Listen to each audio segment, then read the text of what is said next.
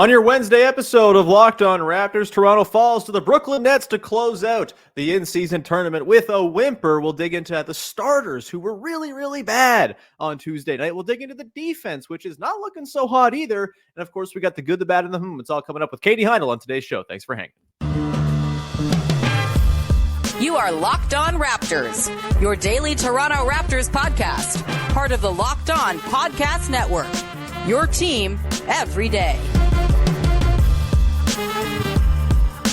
Hey, what's going on? And welcome to another episode of Locked On Raptors, part of the Locked On Podcast Network, your team every day. It is Wednesday, November the 29th, and I'm your host, Sean Woodley. I've been covering the Toronto Raptors now for 10 seasons on various platforms. You can find all my work over on the website that's busted at Woodley Sean. You can find the show on Instagram at Locked On Raptors. And of course, you can find us on Discord. We have a Locked On Raptors listener community over there. 250 folks in there, little sickos just like you who love the Toronto Raptors, who like to talk about the Raptors with other friends from the internet. And it's all done in a pretty chill place. It's really great. Come hang out. Link is in the description. It's free to join as always. It's also free to support the show by subscribing, following, rating, reviewing on your favorite podcast apps and or on YouTube. On YouTube, hit the little notification bell, and you will get a notification every single time the show is set to premiere, which means you'll never miss an episode's worth of my mug. All right, let's dive in. We're today breaking down the Toronto Raptors 115-103 loss to the Brooklyn Nets to close out their run in the inaugural NBA in-season tournament. Kind of a bummer. We will get into, of course, the good, the bad, and the We're going to talk a little bit about the defense, which was not so hot for long stretches of this one, despite having long stretches of looking pretty hot. And in general, kind of downward trajectory for the defense of late. We got our big takeaways to get to as well. And, of course, we got to introduce our wonderful guest, who is, of course, Katie Heindl from Dime Basketball Feelings. Katie, how the hell are you? I'm good, man. I'm good. I switched my situation up, as you can see. I moved my desk. Yes, for the listeners, slightly different background orientation for Katie. Walls over here good. Now. We got some bookshelves artwork in the back. To my right. You got a Dylan's full-on newsworthy background here, Katie. It's pretty good. Pretty good. That's Dylan's shelf of books. Oh, cool. What do we got in there? I don't know. There's a lot. Anyway, I'm testing it out. I had to switch it up. You know, as the leaves fall off the beautiful trees outside of my, the office window, I don't really like staring out at that view anymore. It's kind of a bummer. So I switched it up. Switched it up for winter, maybe. I think that's a good call. You know, not looking outside at the wintry hellscape is. I can look at all my rinky dinks instead, all my knickknacks around me. Knickknacks over barren, cold winter every single day. To pivot into I think that's a perfect segue, honestly. The Toronto Raptors offense was a barren, wintry hell last night. There we go. We're on track. They had some knickknacks, so we're going to talk about those. All right. Yes, we're going to dig into the game against the Nets last night. I guess the place to start here is the starters, Katie. The starters were really bad in this game. Scottie Barnes, -22. OG and Pascal, -14 apiece. Jakob Poeltl, the only starter who was not a minus. He was exactly even in his 25 minutes of play. We'll talk about him not closing down the stretch and the sort of what befell the Raptors when that took place coming up a little bit later. But, you know, just kind of an off game from everyone. And Katie, this is not a team that can survive its starters not playing well. Even when you get nice bench performances from Gary Trent Jr. and Chris Boucher, you simply cannot have your starting lineup going. I think the exact number is 23 of 69 from the field. Very bad stuff, Katie. So bad, yet so close of a game. Yeah, they kept it tight. They did. I think that's because the Nets also not so good at offense. Yeah, I think their deficits matched up kind of very complementary in this game, which is opposite. Usually you want the deficits to strengthen your, to underscore your strengths. And that's how you win a game. Not in this case. So it was a bit of a struggle fest on both sides, I think. At first, because I will admit, as I admitted to you, I was hopping around. There's a lot of different games on last night, and I was It's hopping the around in-season them. tournament, Katie. It's a smorgasbord of great basketball. It sure is. It sure is. Um, and I had to know if some claims I made on an NBA Spaces, X Spaces yesterday were holding up. Most did not, but some did. So that's good. But anyway, when I would come back, I'd be like, oh, like I assume the defense is really working overtime because the scoring is so low for both of these teams. Not so. I was trying to also think of when you were listening to everybody's really sad stats. Is it a good thing that Jakob came out neutral? Like, do you want to come out neutral? Does that just speak to your like anchor point? I don't think so. I think it speaks to you're not doing too much. It was nice. It's just like, this is kind of like what we've seen, right? We talked about this last week, I think, of like, they can never tie it. They haven't yet been able to tie it all together. I don't want to say never. So on a night when your starters are, falling quite short, you've got like some great stand-up performances from the bench, but the best is both of those things working in concert. It feels like we're now into I guess game 120 or something of, or I guess I guess it's exactly 100 games since the start of last season. So 100 games of really good starters, regardless of who the starters are, really good starters and bench, kind of not aligning. And obviously, like sometimes your starters are going to have off nights. It's going to happen, right? And I think, we'll get into it. I thought the Nets defense in this one, they kind of present, I think, a particular challenge to this Raptors starting group just because they have a really rangy rim protector in Nick Claxton, who was incredible in this game, 4 blocks, contested a million other shots at the rim. They kept the Raptors from just getting to the rim, period, which is huge. The Raptors in this game, I have the numbers here. They're not pretty, Katie. They shot 42% at the rim, and they only got to the rim for 28% of their looks, which is not enough for this team. They need to live at the rim, and the Nets simply did not allow that in this one. Neither did Lonnie Walker, who I forgot was on the Brooklyn Nets. Love Lonnie Walker. Your boy Lonnie. I actually love this fit for Lonnie. Started to make this 2 Nets adjacent, but I actually really like it alongside somebody like Claxton and Mikal Bridges. Like, I think the fit being so kind of long, I also saw the Nets being like quite quick last night, which surprised me. And I think they're kind of blitzing was very confusing to Toronto, which was a bit confusing to me because Toronto has actually had some pretty good offensive efficiency blitzing. But I don't know, man. It seems so reductive, but every time I watch the Raptors play a game like last night, I'm like, just drive the ball, dudes. Just like, but maybe that's not in the game plan anymore. I mean, so I went into this earlier this week. Like, they've actually been rising up as far as like a team that lives at the rim. They've been 7th in at rim efficiency. They've been 11th at rim frequency. This game was a significant step back in that department. And I don't know if it's something because of what the Raptors were doing necessarily. I think like credit, like look, I've been going off and saying the Nets stink. The Nets are bad. Boo. The Nets are poo-poo all season long. I probably underrated the quality of their defense, particularly how their defense is sort of stacked up to, switch across multiple positions, send extra attention towards other guys, and then rotate back.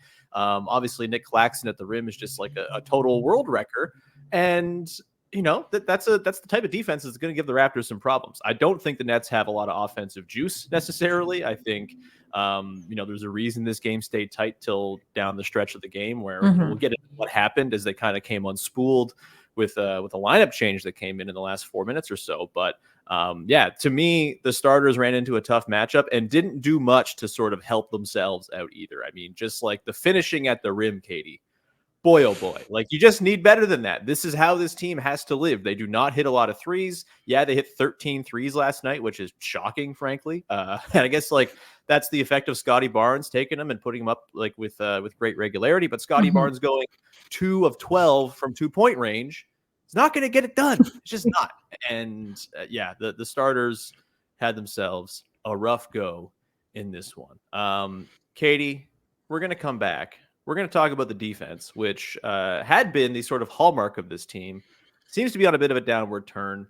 And in particular, late in this one, the defense really came unspooled. when Jakob Poeltl was taken out and Scottie Barnes was thrown at the small ball 5, a thing that's worked very well for the most part this season. Not so much last night. We'll dig into that coming up in just 1 second here. But first, got to tell you, better good friends over at eBay Motors. Our partners at eBay Motors have teamed up with Locked On Fantasy Basketball host Josh Lloyd to bring you some of the best fantasy picks each week all season long.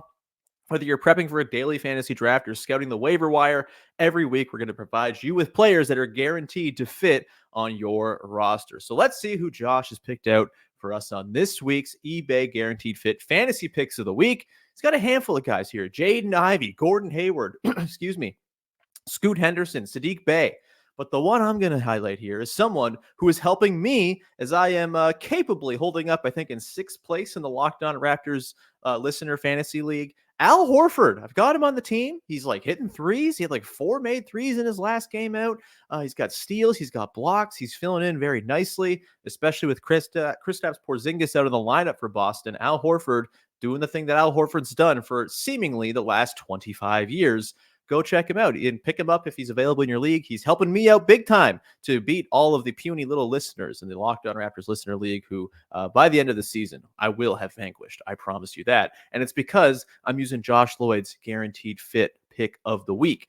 Go right now to eBay Motors with over 122 million parts for your number one ride or die. You can make sure your ride stays running smoothly forever. Brake kits, LED headlights, roof racks, bumpers, whatever your baby needs, eBay Motors has it. And with eBay Guaranteed Fit, it's guaranteed to fit your ride the first time, every time, or your money back. Plus, at these prices, you're burning rubber, not cash. Keep your ride or die alive at ebaymotors.com. eBay Guaranteed Fit, only available to U.S. customers. Eligible items only. Exclusions apply.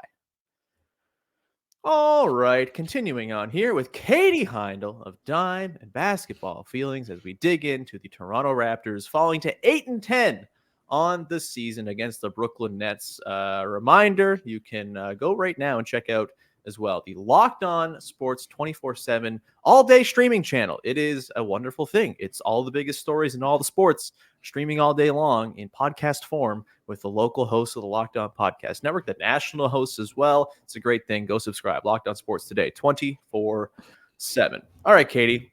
So the Raptors continue to kind of come up against these barometers for their own success over the last little while here. We had the Pacers last week, the Magic, the Nets, the Cavs, kind of all these teams that are sort of in the Raptors range. Shout out Kelly Dwyer, our pal, who wrote, I think there are 20 good teams, and then there's also the Raptors and Nets, and then there are a bunch of bad teams. That's the NBA for you. Very much kind of felt exactly like that. These were two contemporaries just kind of throwing rocks at each other last night. Of course, the Nets rocks were stronger and came out with the win. And Katie, the defense. Getting a little worried about the defense. Last night, the real thing, the transition defense is kind of coming undone a little bit. They have been 20th, or they are now down to 20th in transition defense. And we saw last night just a couple of falling asleep on the run. Oh, hey, Scottie Barnes just walking back. Day'Ron Sharpe just sprints to the net ahead of him and scores, that type of stuff. The offense has been coming around. Last night was a step back, obviously. Are you getting concerned about this Toronto Raptors defense, Katie, as they seem to not be able to string together 48 minutes of stops?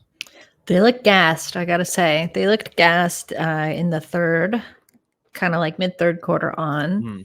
Yeah. Someone who just saw Napoleon on the weekend, it did remind me a little bit of the end of the Battle of Waterloo. No spoiler alert for you history buffs. You know what happened there. You know what went down. But they did. I was actually kind of surprised because I don't know if this is a conditioning thing. Because it was Jakob Poeltl looked really tired. Scotty looked pretty tired. These are athletes who've been at it a while and are used to playing these kinds of minutes. So, and as you said, I don't really know that the defense was all that cohesive. So I kind of took that to be they're just scrambling, which is going to make you tired, Yeah. And I didn't think that the Nets were actually throwing out that many. I think they were just really hustling. Yeah, they don't have a lot of like offensive juice in general. Like it's not a thing they bring to the table. They were kind of doing, yeah, like they were just kind of like doing all these little intangible things that, like, when a game is close like that, if you want to switch the momentum and win it, that's what you've got to do. And I think we're used to like close wins from Toronto and like really like wins that seem harder than they should be. But I don't know that we've seen like a quote gritty win yet. And I would like to see that because it would kind of prove to me that this team can still pull something like that out. And they're not quote like above it. The Wolves game to open the season is probably the closest thing you could come to that. Yeah, and I enjoyed that game. It was great. That was a good game, and there was like a lot of changes of pace and energy, and then them getting it back. I think after that game, I was like, wow, it's really cool actually to see them be able to maintain their energy throughout 4 quarters and not just kind of flag it and putter out and go Waterloo in the fourth. So I don't feel good about it. I also am actually kind of wondering, and I'll put this to you, is it time we retire defense as a calling card of the Raptors? Because this was something that I think was a little bit grandfathered into the team, right? Like it was like, oh, I think Nurse, like that's what they are kind of known for. But that it sort of flagged, I think, season over season from like title defense season onwards.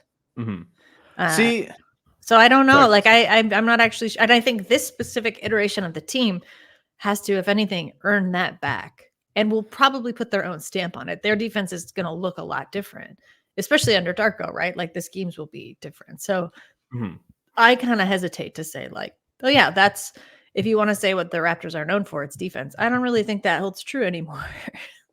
That is a pretty good point. Like last year was a mess. I mean, after the Acapurtle trade, they were like 6th best on defense. And so maybe they kind of got that back a little bit. And look, like I say that they've been kind of, dropping a little bit defensively of late. They're still 10th, right? Like they're not far out of being, 15th. Like it's all pretty clumped in the middle there, but still 10th in defense. The transition defense is what's been kind of nasty of late.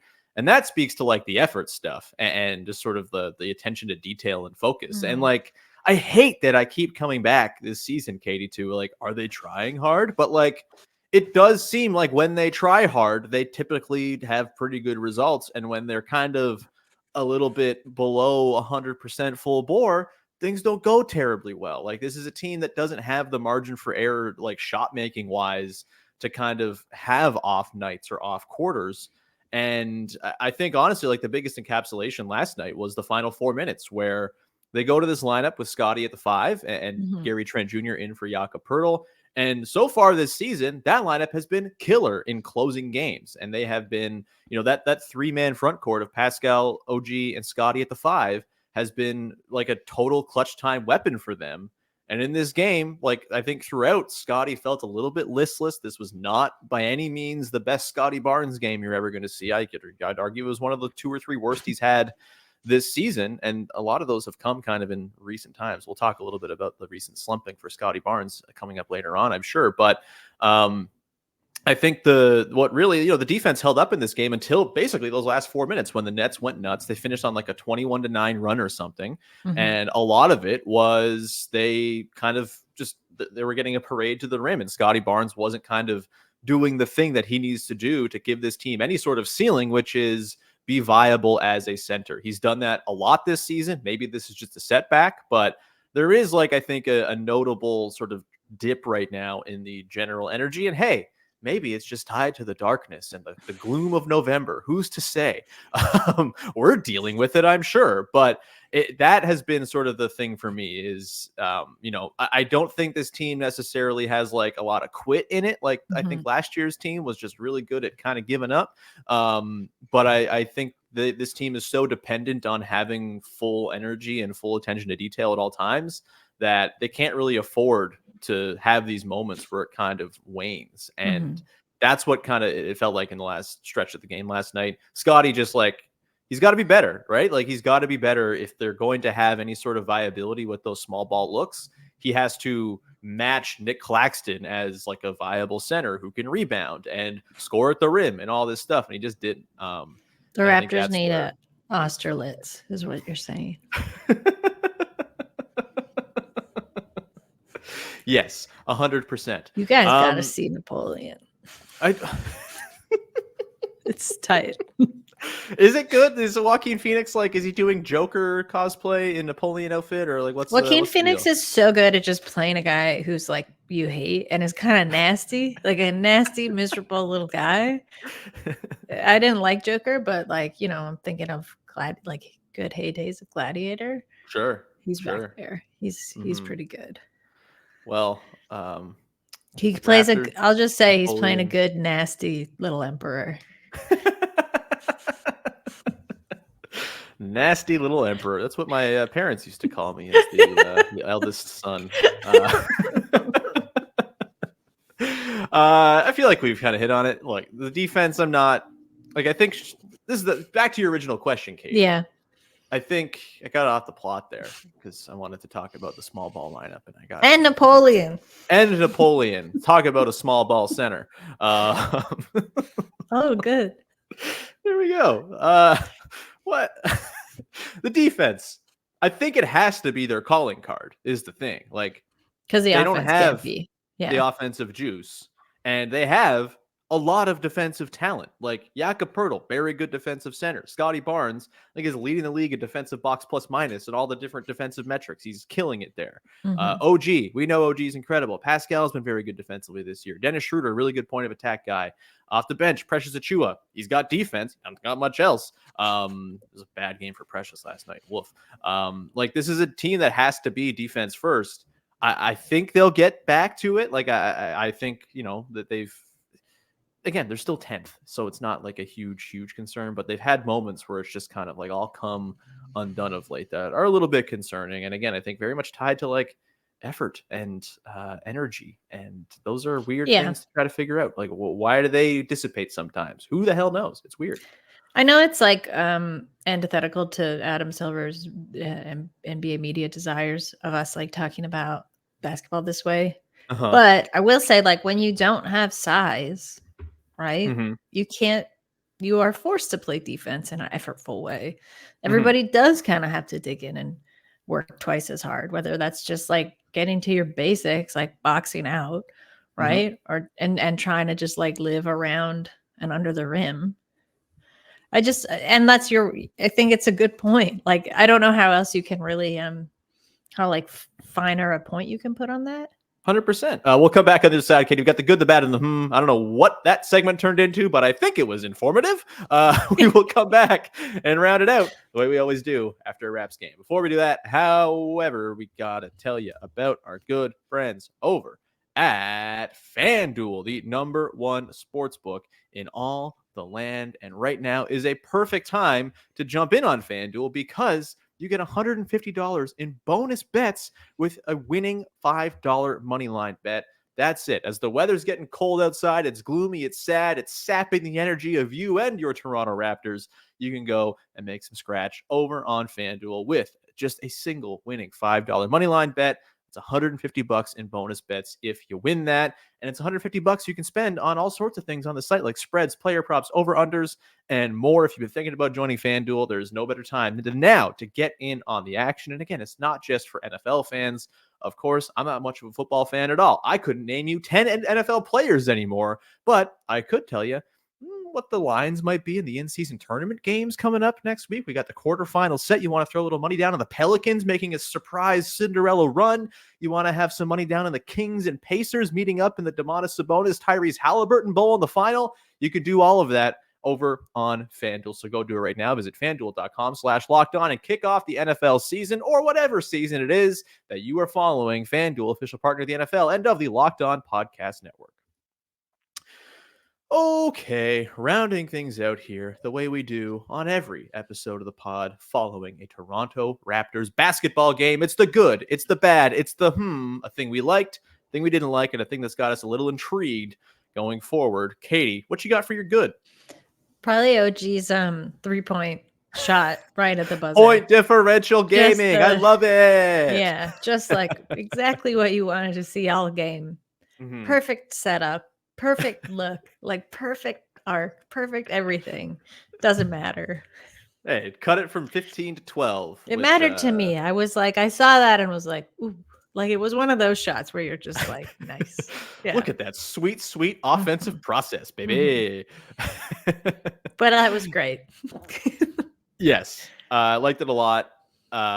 It's a shame that it was not the reason why the Nets did not qualify. It would have been so sweet if a single three at the end of the buzzer in a 15-point game turned to a 12-point game became the reason why the Nets didn't qualify. However, the New York Knicks qualified by like 22 points in point differential up on the Nets, very sadly. So we don't get that sweet pleasure of playing tournament spoiler. We do, however, get the sweet satisfaction of finishing 4th out of 5 teams in East Group C. Hang the banner. Boy, the Bulls got absolutely waxed in all these games. I feel sad for the Bulls. Every time I'm like, oh, the Raptors, not so good. You just look over to the Bulls and it's like, oh, you know what? Could be worse. So yeah. My good for this game, it's not a Raptors good because I don't think there was much Raptors good to pull. Although, hey, we already talked about the Nets defense. I was going to give the Nets defense some love. We talked about them already. I'll say Chris Boucher. He had himself a nice game. Good on Chris Boucher. I think he should have played more than 12 minutes. I think he should have gotten basically all of Precious Achiuwa's second half minutes because Precious Achiuwa was not excellent in this game. He's not my bad. There's another thing that's my bad. But yeah, Chris Boucher, really fun in this one. Hit some threes, playing with the pop and the juice that he brings. And I feel like when you have that version of Chris Boucher, maybe this is just Darko Rajakovic still getting used to his new team, but that version of Chris Boucher, when you have it for a night, keep it out there. Catch that lightning in the bottle for the 48-minute stretch that you have it, because it doesn't always come. And I wish we had seen a little bit more Chris Boucher than we saw in last night's game. The bad. Katie, what you got for your bad? Those half zip, the color of the coaching, like half zip polos. Like, can we just admit none of this stuff is gold? It's mustard. Yeah. It's like burnt umber or mustard. It's like a nice honey Dijon. It's not like a nice German color grocery store for most people to wear. No. And it's like slathered over everything. So let's get a true gold. Why can't they have like woven gold? I've seen this fabric before. It might not work for a polo. I'm going to look this up. When there's like actually like a bit of a sparkle in the thread. Anyway, put that on the jerseys. Just give the coaches a black half zip with some like gold threading embellishment. Can we also just retire the gold in general? Yeah, let's do it. Because I think when you're this bad for this long, you just have to live with the patch on the jersey. That's what. Do they still do the patches? Gold. Yeah, you get the patch. Okay, I didn't know if they retired that, but God, I hope not. I love the patch. The patch is great. It's a thing you can lord over. I love little arbitrary, distinct marks of distinction. We're better than you, and here's why. Much like the French Imperial Army. Anyway, that's my bad. Good stuff. My bad. I already talked about the 2-point shooting as well. Not been good. Not what wasn't good last night. They need to score at the rim and they didn't, but I already talked about that a little bit. So my bonus bad is washing out of the in-season tournament with a whimper. I'm really disappointed. It would have been really cool to see a bit more of a run. To have the last 2 games mean nothing, and to be the last team to play a game in the in-season tournament as well, just kind of felt very rushed and quick, and not quite the full in-season tournament experience. Katie, we do know the quarterfinal matchups now. Do you have like a rooting interest of the teams remaining? You got Knicks, Bucks, you've got Celtics, Pacers, you've got Kings, Pelicans, and you've got Lakers and some other team that I'm forgetting. I want the Pacers to win. Is it the East? Lakers, Suns. Are we calling it the East? Yeah, we're calling. Yeah, it's all the East. Just groups, East now. It's not like East Group C. East Group no. B.2. East bracket A. Yeah. I like the Pacers. And I was so happy. That was one of my predictions that came true, was the Kings. Beating the Warriors, the grumpy old Warriors. They're so the grumpy old Warriors who They're so might have to trade for days. Pascal Siakam at some point. It's wild. They are not happy. Anyway, no. I would love to see Kings Pacers matchup. I would like to see maybe like it would be funnier to watch the Pacers beat the Lakers. The Kings Pacers are like they're such a similar style of team. It would be fun to watch, but it would be very fun to see the Pacers like run cartoon circles around LeBron James and Anthony Davis. Yeah, I think like look, if we got ourselves like a Bucks Celtics elimination game in Vegas in the semifinal, that'd be pretty tight. If we got ourselves a like Lakers Kings game elimination in Vegas, that'd be pretty tight. But I think everyone with a pulse and a heart and a feeling should be rooting for the Kings Pacers final because of all the juicy subplots and also the fact that a game in Vegas on national television will probably end up with a final score of like 210 to 205. It would be pretty awesome. And those teams love scoring that much. So they love it so much, Katie. Those teams cannot get enough of scoring a whole bunch of points. What a world that would be if the Toronto Raptors could get up in that business. Man, the Pacers, they scored 546 points in 4 games, Katie. They can't 4 stop. games. They're addicted to scoring. I know. Give me that sweet defense. How many points did the Raptors score? 436. They got outscored by 110 points by the Pacers over 4 games. Yeah. Cool. Let's go to the shall we? What you got for your My is the in-season tournament, I guess. Question mark? Well, I really like it. I like the chaos that's kind of prevailed in it. I think my is the Raptors not like kind of diving head first into the chaos. If you want to say, there's like just seemed a little bit. I thought this would really be the stage, like we've joked about these other kind of teams. I think like certainly the Pacers and the Kings are more structurally like settled into what their identities are and can play that way. But I also think, they'll make the playoffs, but I don't know how far those teams will get. But for teams that the in-season tournament, I think is for teams that might not get very far, if into the playoffs at all. This did feel like the stage for the Raptors. You're right. Exactly. Yeah. It was the stage to really take advantage of, to like also have that kind of good pressure on the team to see what they could do and like what they could kind of rise to, and that the Raptors didn't.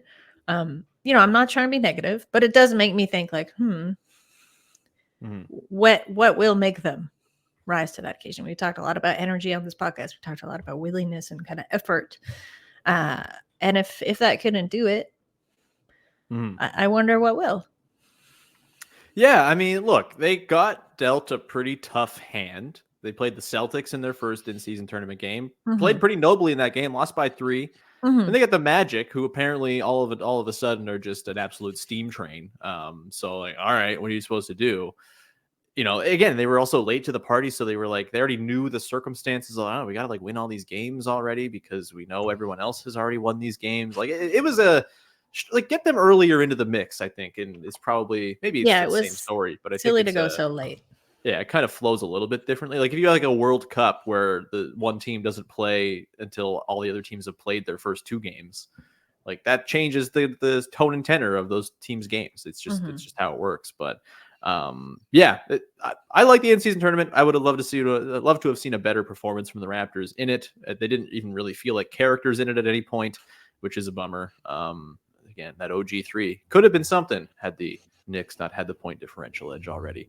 I do love tracking point differential, and I do love, Katie, how mad everyone gets about point differential. It's hilarious. Like, oh my God forbid we play to the buzzer 4 games out of 82 and rack up points. Oh, the sportsmanship. How can we possibly do this? It's driving me nuts, Katie. People losing their minds. Bam Adebayo, Jason Tatum, get it together. It's fine. Katie, Scotty Barnes. Concern level? Look, he's been really good this season, obviously. Last little while, though, it's not been so good. Last 5 games, 15.8 points. He's shooting 37.5% from the floor. Bad, under 40%. He's still shooting 35% from 3. The threes feel like he's going to have a floor because of them. He's putting them up liberally. He's hitting them. That's great. Hit him last night, 3 of 7. That's awesome. 9.8 boards, 4.6 assists. That's kind of down a little bit too. And again, just sort of the energy seems to be maybe kind of waxing and waning from him, where the first 10 games or so, it felt like, oh God, this guy is just like going full steam ahead. I wonder if maybe there's like a conditioning wall happening here where he's got to like kind of punch through it. This happens, right? Like you hit lulls, your body, betrays you, and then you kind of power through. But this is all just speculation and just kind of watching and observation. But concern level for Scottie Barnes as of late. He's not hitting anything right now in the area between 3 and 10 feet of the floor. Frankly, 3 and 16 feet. Like anything in the short mid range has been really tough stuff for him. What's your level of concern about the recent slide for one Scottie Barnes? I think it's tied to what I said about effort, right? And if this wasn't the occasion to rise to and kind of step up, what will be? And with Scottie, I don't know if you should expect this much inconsistency anymore, right? Last year, maybe. First year for sure. But now you should be having like some pretty smooth stretches. So, I mean, TBD. I think that's why it's a It's like, is it just this sample size? As you said, like, has he hit a wall somewhere? But yeah, I think it's like, I think about it. I don't think about it. Because here's the thing is like the thing with Scottie is, and all the decisions the team has to make this year is, if he's ready to be a dude and kind of just like run full steam, you can kind of set your watch to, okay, this guy's doing dude things every single night, then that makes it a lot more easy to say, all right, well, let's just like pay the dudes around him. And then, we kind of run forward and Scottie's the guy and, we have a team. But if it seems like the dudeness is like 2, 3, 4 years down the line, which I don't think it felt like that at the very start of the season, maybe that feels like that over the last 5 games or so, then things become a lot more murky and probably a lot more depressing when it comes to players are going to have to move on from come deadline time. It's like the Scottie Barnes readiness to become the guy, capital T, capital G, is going to be very, very, very much tied to how all the big overarching questions get answered. And so, again, it's just for a reason right now. I still think Scottie Barnes, by and large, has been awesome. And we saw last night, fourth quarter, he kind of, in the early part of the fourth, kind of kept the Raptors in that one. Kept the sort of bench lineup humming and was pretty solid and kind of found some stuff and made it work. But he's got to be better finishing at the rim. He's got to figure out that touch stuff around the basket and from the short mid range and floater range and push shot range, whatever we're calling it. We'll see if the last 5 games are what Scottie Barnes is this season, which I don't think is necessarily the case. But if that is, then we're probably looking at a longer runway of rebuild / retool / big personnel moves than we could be looking at if he is the player we saw for the first 10 games. So we'll see. It's why it's a We'll leave it there. Katie, thanks so much for hanging out. This was a blast. Love chatting with you always. Anything you want to promote for the good people out there? Don't think so, man. No, just plugging away at the book and stuff. That's all it is. That's all right. I am. Basketballfeelings.com in the meantime. Yes. Go pay for I did. I wrote about Rudy Gobert as the Greek god of mockery and criticism. Oh, nothing to do with Napoleon? No. Come on. No. The tie-in, he's French. The tie-in. I saw it. Look, I saw Napoleon after I wrote this week's newsletter. So last week's newsletter. Maybe this week. I don't know. I look forward to your Victor Wembanyama piece about Napoleon. Better subscribe to see what I'm going to write about that nasty little emperor. Is it Chris Paul? I wonder. Anyway. Oh, that's maybe he's too far past the prime to be the nasty little emperor these days. Napoleon got nastier as he got. This is true. He didn't really deal with his own hubris. I don't know. Maybe that the is Warriors are miserable too. Yeah. There's I recommend Ridley Scott's Napoleon. Go see it. The most Napoleonic episode we have ever done here on Locked On Raptors is now coming to an end. Thank you so much for tuning in. Please subscribe, follow, rate, review, etc., etc. It's always appreciated when you support the show. We'll be back again tomorrow, breaking down Raptors, Suns. Hopefully, the Raptors can do the thing where they bounce back hilariously after kind of a bummer of a loss. They've done that quite a bit this year. So, am I going to drop the Sean guaranteed win night prediction in the Discord? We'll see. I'm 2-0 when I do that so far this year. You got to join the Discord to find out. Link is in the description. It's free to join. Do that. We'll talk to you again on Thursday. Have a great day. Enjoy Raptors Suns. Thanks for hanging. Bye-bye.